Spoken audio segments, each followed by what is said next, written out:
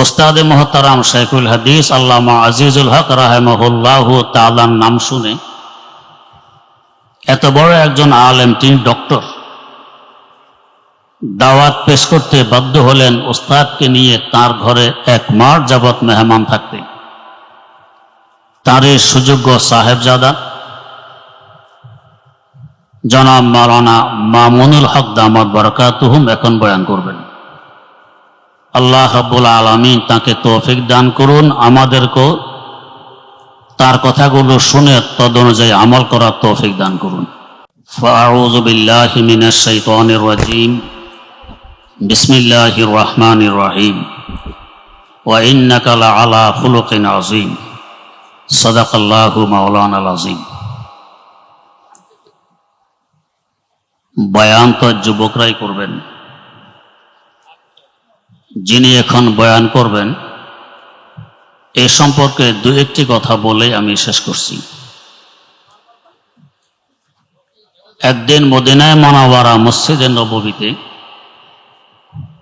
মাগরিবের পর দেখি এক বুজুর্গ এসে বসলেন, লম্বা চিপচিপে নুরানি চেহারা। আমি ওনাকে চিনি না। দেখলাম কিছু লোকজন তার সাথে মুসাফা করছে। ভাবলাম নিশ্চয়ই বড় কেউ হবেন, আমিও গিয়ে মুসাফা করলাম। তিনি আমার হাতটি ছাড়লেন না। নাম জিজ্ঞেস করলেন, দেশ জিজ্ঞেস করলেন, লেখাপড়া কি করেছি জিজ্ঞেস করলেন, এখন কি করে জিজ্ঞেস করলেন, তার কাছে পড়েছি জিজ্ঞেস করলেন।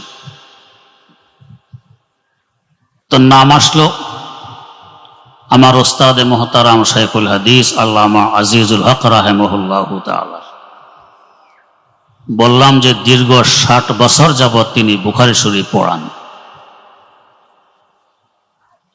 উনি আমাকে বললেন, আমি তোমাকে এবং তোমার উস্তাদকে দাওয়াত করতেছি,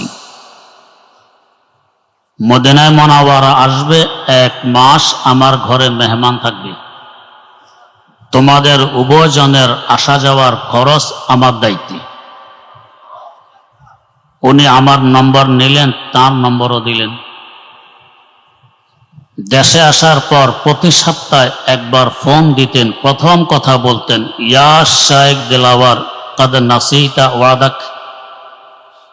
ও দিলাওয়ার, তুমি তোমার ওয়াদা ভুলে গেছো। হযরত শাইখ তখন সফর করার মতো তার শক্তি সামর্থ্য ছিল না, সম্ভব হয়নি। যিনি এ দাওয়াত করলেন তিনি বর্তমানে শিরি জামিয়া দামেস্কের উস্তাদুল হাদিস শাইখ সফওয়ান আদ-দাবুদি দামাত বারাকাতুহুম। অনেক কিতাবাদিও লিখেছেন।